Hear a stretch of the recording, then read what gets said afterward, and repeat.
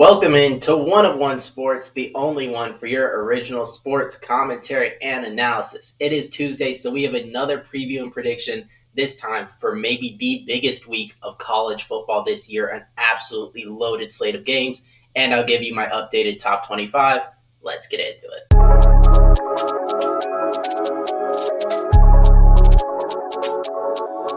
So we have 6 games we're predicting this week. Last week we did 5 games, went 4-1. The only one we missed on was why am I forgetting it actually? We got Indiana. Oh, Texas Tech we thought would lose to Utah. Got that wrong, but we got Michigan right. Indiana over Illinois correct. Miami over Florida. There's one more that was a pretty big. Oh, Oklahoma over Auburn. So 4-1, improved to 17-9, doing pretty good on the season. I'm also just now realizing it looks probably a little weird to predict college football games while wearing a Christian Pulisic AC Milan jersey. But hey, we're here doing it anyways. So first game we're going to break down is Friday night game. TCU travels to ASU. Flying a bit under the radar, I think, but this is a pretty big game. You look at the Big 12, sure, Texas Tech has emerged as probably the best team in the conference. But if you go below that, like TCU and ASU, I think are right there in the discussion for next best team. So I think this game does have some real implications in terms of the playoff race. ASU won the Big 12 last year. TCU probably thinks they could make a run this year. And it also helps I will be attending this game. So for that reason, I'll be breaking it down to start with. And I think the biggest thing is Kenny Dillingham talked about he thinks ASU is right there on the verge of an offensive breakthrough. And if they are, then I can see them winning this game, right? But I do think they'll have to put up points to score. You look at what TCU's been doing this year. North Carolina, we know, is not very good, but still put up a ton of points. And then SMU really struggled to guard Eric McAllister, which we'll touch on in a second. But we know TCU has a really explosive offense, and ASU's allowed a lot of points. Look at what Mississippi State did to them. Baylor even had some success throwing the ball as well. Not even, like Baylor's talented offense. But ASU certainly will allow you to get some points on the board. Themselves, though, there have been some inconsistencies. Jordan Tyson's been really strong at receiver, but Sam Levitt hasn't looked as good throwing the ball downfield. Run game obviously isn't as strong with Scadaboo leaving. So if Kenny Dillingham is right about this offensive breakdown right around the corner, then it's a different ballgame. But right now, ASU, I am skeptical of their overall firepower to keep up with a team like TCU. Then we talk about star wide receivers because in this game, more than most, I think that's going to be a major impact on the game. You look at ASU, last week was the first time a receiver other than Tyson led them in receiving, and actually the first time a receiver other than Tyson had a 13-yard catch. There was a 61-yard pass to, I'm forgetting the receiver's name, I apologize, I can't remember who it was, but ASU had it in the Baylor game, and he had 78 yards receiving. But outside of Jordan Tyson, there hasn't really been any receiving threats for ASU, but he is one of the best receivers, maybe the best in the Big 12. On the TCU side, I think Eric McAllister just went for 254 and 3 touchdowns on SMU. We've seen what Jordan Dwyer can do, and they've already had 3 separate receivers have 100 yards receiving. You look at an ASU pass defense that has struggled, like I mentioned, the receivers are going to make a big impact. And you look at TCU, what Josh Hoover's been able to do through the air, over 1,000 yards passing on the season, much more dynamic in the passing game than on the ground, which is why the ASU pass defense is going to be so important. TCU has almost double pass yards to rush yards this season. ASU, to comparatively, right, has more rush yards than pass yards. So TCU is a team that's going to lean on throwing it in the air. If ASU can take that away in some regard, force them to be more of a running team, that's not what TCU wants to do, and then ASU will have the advantage at home. The crowd could get into it, right, that sort of thing. But I don't trust this ASU pass defense. Mississippi State, too much success on them. Baylor, if they had avoided turnovers, too much success against them. And I trust Josh Hoover as a quarterback to play a relatively clean game. I know he can be a gunslinger at times, but with these receivers, Dwyer and Manjack and McAllister, right, I think they're going to be open. I think there's going to be opportunities. I think TCU is going to put up points, and I'm thinking a pretty high-scoring game, maybe TCU 35-28, that type of game. I do think the Horned Frogs will win this one. Second game predicting, and that is going to be USC taking on Illinois. And you got to talk about how does Illinois respond, because for being as hyped up as they were, all these players coming back, the AP moves them into the top 10. Everyone is talking about how great this team could be, everyone except me, just for the record. And then you get absolutely walloped, embarrassed on NBC, the nightcap game against Indiana, a team that you were supposed to be better than then, and at least very competitive, 63-10, just a shellacking, Do you let it beat you twice? Are you so demoralized by that you come out flat? That's what I'm looking to see, and I think you'll be able to tell very early in this game if Illinois is responding well or if they look like a team that's already been defeated.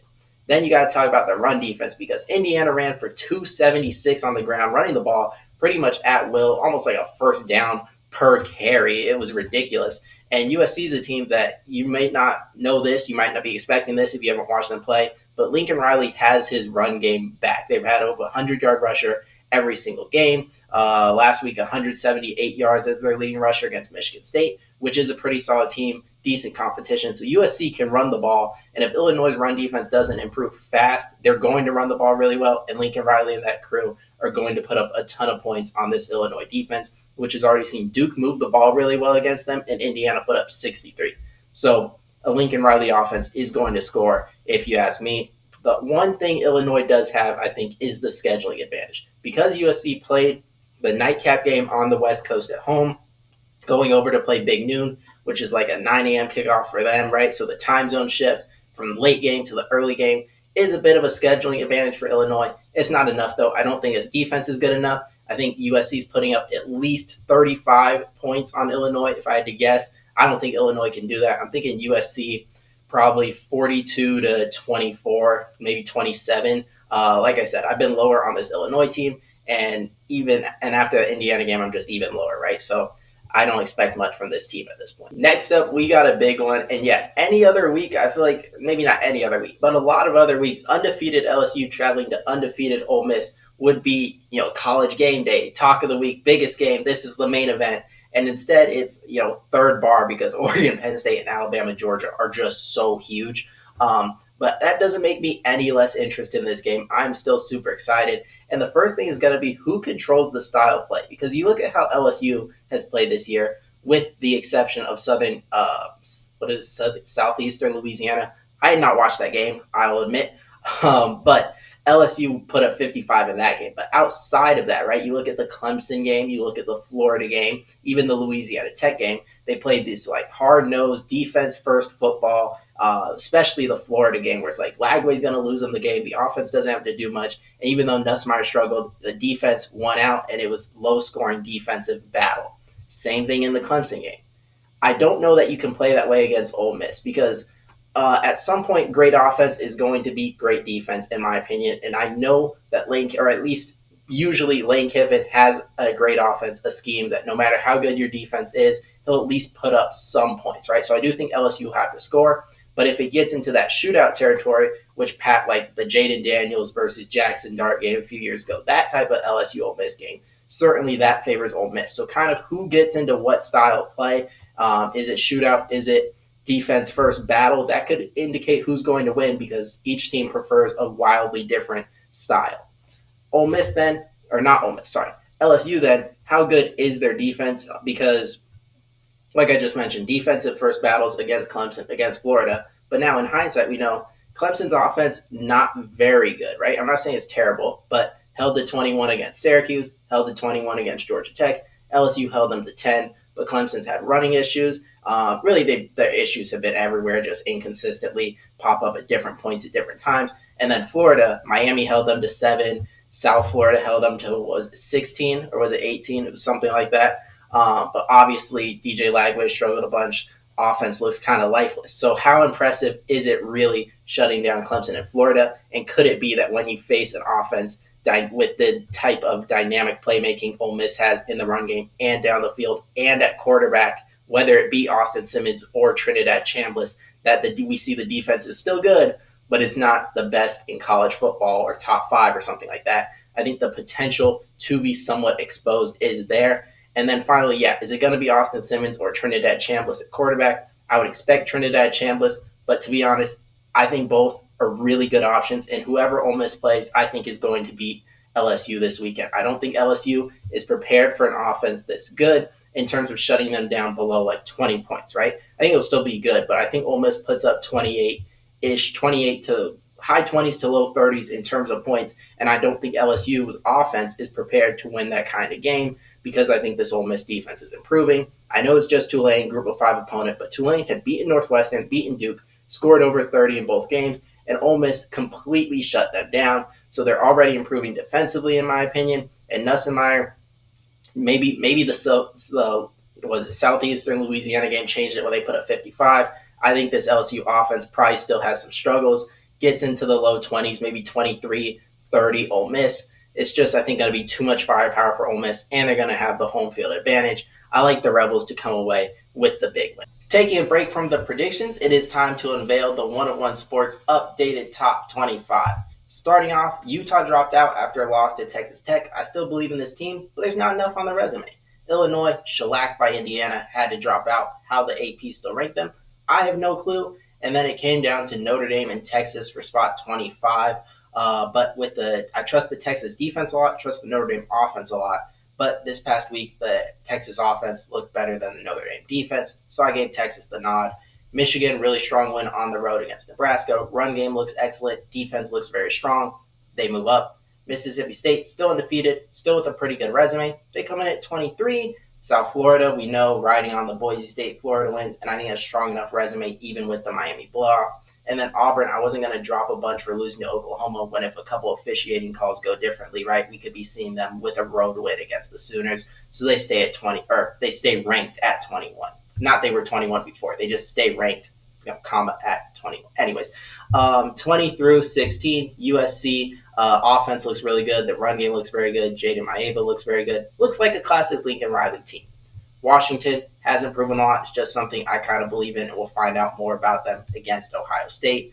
Missouri, another really good win, beating South Carolina with Lenore Sellers, and they have maybe the best running back in the country in Ahmad Hardy. Iowa State stays put. Georgia Tech, I dropped a little bit because the Clemson win, a bit diminished. Now, maybe they're bad because Georgia Tech beat them, or maybe they were just never that good. It's hard to know, so that's why I kind of split the difference between taking the credit away, giving them as much as I did last week. I move them to 16. And then 15 through 11, go with Tennessee at 15. The Syracuse win actually gets a little bit better, and we still believe in this offense a lot. But TCU's SMU win is better than the Syracuse win, so I move them just ahead. Slightly better resume, but it's nitpicking. Ole Miss, with how good the defense looked against Tulane, also having the Arkansas and the Kentucky wins. They're building a solid resume and come in at 13. Indiana, yeah, you beat Illinois that bad. Got to move them to 12. Could have gone higher. I'm just not as high on Illinois as some people were. And then Vanderbilt, I was actually impressed. Beating Georgia State like that, scoring 70 points after what I thought could have been a bit of a letdown spot, and Georgia State beat you last year. I was impressed by the Doors. They come in at 11. Now back into the predictions. We have another big one in the SEC with the Auburn Tigers traveling to take on Texas A&M. And the big thing for Auburn here is Oklahoma going to beat you twice? Because you can feel sorry for yourself, feel like it was stolen from you, and come out flat. Or you could take some more responsibility with we did miss opportunities, and the O-line did get bullied by Oklahoma's D-line, and you come out with an inspired performance. I don't know what you're going to get. I don't think it's a skill to predict that. I just think it is an important factor in this game. What I do think is a predictable thing is just looking at the scheduling advantage A&M has. Off a bye, at home, always a good recipe, especially for a well-coached team. You add in that Auburn's on back-to-back road games against quality SEC competition. That's going to help you. And, of course, the emotional nature of the Oklahoma game with how you lost and with the Jackson Arnold Oklahoma storylines, all that. There's just so much baked in here that's giving A&M such a huge scheduling advantage. And then the pass defense and explosive plays both have elite receivers. The Mario Cravers, Casey Concepcion's, Cam Coleman's, Eric Singleton's. I trust Marcel Reed more to deliver down the field to his receivers because I've seen Jackson Arnold miss throws, and I saw Marcel Reed carve up Notre Dame. So I like the passing game of A&M better, the quarterback a little bit better, and they have every scheduling advantage. It's a pretty clear pick for me. I'm going Aggies 28-17. Now we get into the big ones, and this one I will say, Alabama, Georgia, virtually, I think any other week this year would be the biggest game of the day, but Oregon and Penn State just so happens to be on at the exact same time on the same day. So this is, not quite the main event in my eyes, at least. And I want to talk about Bama questions, right? Because there's three big ones. First, Bama on the road. Under Kalen DeBoer in his first year, 2-3 on the road. You're 0-1 this year. So you're 2-4 in the Kalen DeBoer era. And now you're going on the road to Georgia. I have concerns about Alabama performing in Georgia Stadium at night, given past road struggles. Then, on pretty much the opposite of that, this team does seem to perform better under Kalen DeBoer in the bigger spots. Look at the Georgia and the LSU game last year versus the Vanderbilt and the Oklahoma game. So there's potential Bama plays up to the competition and gives a higher level performance in this game.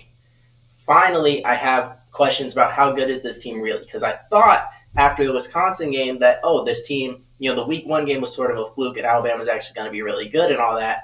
And then you look back, you're like, no, Maryland also crushed Wisconsin, and Wisconsin's just terrible, and UL Monroe's not good at all, and this Alabama team may still not be very good, right? There's a lot of unknown about Alabama. Then it feels mandatory at this point to talk about the Kirby Smart 1-6 versus Alabama. I don't put a lot of weight into that. One, because he beat Alabama in the national championship. Two, because it's one versus Kalen DeBoer and the rest versus Nick Saban, right? So I don't put a lot of stock into that.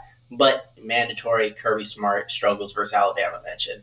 And then I want to talk about Bama bringing in the reinforcements because Jam Miller, starting running back, returning from injury. Tim Keenan, maybe your best defensive lineman up there with LT Overton, also back. So your run offense should improve with Jam Miller. Run defense should improve with Tim Keenan. And that's obviously big news when you're playing a big game like this against the Georgia Bulldogs.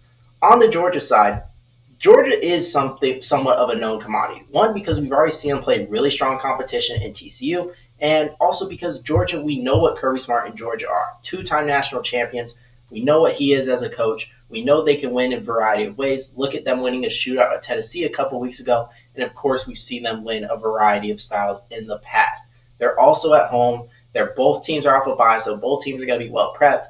And we also know what their quarterback is in Gunnar Stockton leading that tying drive, right? So Georgia, I feel like I know what they are and can trust them. Alabama, I feel like has a lot of potential, but I don't know what they are, and it could potentially go very badly. So for that reason, I value, the known commodity more than I value the potential really good team in Alabama because it's just more that could go wrong. If Alabama wins this game, great. I'll vault them back into all the contender conversations, but they're going to have to show me, and I am picking Georgia to win this game 34-24. And finally, we predict Oregon traveling to Penn State. Biggest factor, I think you start and stop with the Oregon run defense because for as good as this Oregon defense has been scoring wise, the one issue you could point at, especially in the Northwestern game, was the run defense. And if there's one thing Penn State will expose, it is your run defense. When you have backs as good as Nick Singleton and Katron Allen and an offensive line that's good at run blocking, if Oregon's run defense isn't good, it will be exposed here, and they will lose this game because everything else will open up for Penn State, and it'll be too much for the Ducks. Then, also mandatory talking point, James Franklin in big games, right? He does not win them, and for the most part, that has been games he wasn't really supposed to win. When it was against Ohio State and Michigan or Oregon last year in the Big Ten title, for the most part, the teams he was playing were superior. You can't say that this year. You have all the veteran experience. You're at home in a whiteout game at night. Everything is lined up for you to win this one. If you don't win this big game, which big games are you going to win? Obviously, mandatory narrative talking point about James Franklin. And then finally, got to discuss the whiteout. Because while I've never been to one of these, from what you hear through the TV screen and from others who go, it is arguably the hardest place to play in college football. And this Oregon Ducks team is young. I expect procedural penalties from an offensive line that's made up of a lot of transfers. And Dante Moore, the only road game this year was Northwestern, which is not a hostile environment at all. Last time I saw him in a hostile environment, either at Oregon State or at Utah 2 years ago at UCLA, lost both those games. And in the Utah one specifically, threw a pick six, lost 14-7, was terrible. So I have concerns about him playing in a road environment as hostile as this in just week 4 against a team with more veteran experience that is well rested, right? There's a lot of concerns here for the Ducks, and it puts me in a tricky spot because I believe the following things, right? I believe Dante Moore is the best quarterback in the Big Ten, the country, and will win the Heisman Trophy. I believe Oregon is the best team in the Big Ten, the country, and will win the national championship. I hold both those opinions. I also believe Penn State's going to win this game, right?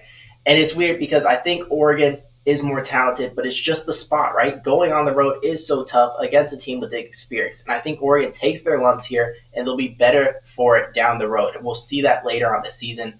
But Saturday night in this spot, I think James Franklin finally wins a big game. The Nittany Lions take down the Ducks. I'll say 27-24 in a great game to end what will be a great Saturday of college football game. So that's the last of the predictions, but we're not done yet. It is time to unveil the top 10 of the poll. So one by one, Texas Tech comes in at 10. They're off a bye. Nothing they did wrong. I was just more impressed with Texas Tech's Utah victory in Rice-Eccles than A&M's victory over Notre Dame. But it's splitting hairs. These look like the two best teams in Texas. I said it. Then at 8, Penn State. Obviously, the resume doesn't show a whole lot, not really quality wins. That could change this weekend, and we'll find out what the Nittany Lions really are. 7, Oklahoma. Got another good win against Auburn, but I was not the most impressed. The defense is really strong. John Mateer is great, but the run game, not really there, and obviously a bit controversial in the way they won this game. 6, Florida State. Really tricky game this week, in my opinion, on the road at Virginia Friday. We'll talk about that later in the week. But for now, Seminoles, thumbs up. You're doing a good job. 5, Oregon. 4, LSU. 3, Georgia. 2, Ohio State. 1, Miami. It is unchanged from last week. Oregon still doesn't have a quality win. Obviously, they're getting the opportunity.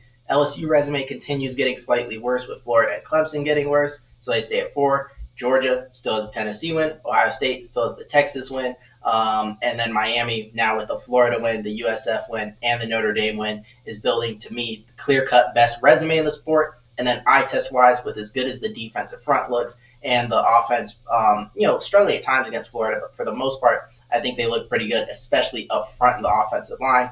Resume passes, eye test passes, and to me, they've got to be ranked number 1. Maybe they, falter at some point, but for me, they have everything you need to be ranked number 1 at this point in the season. So the Canes take the top spot.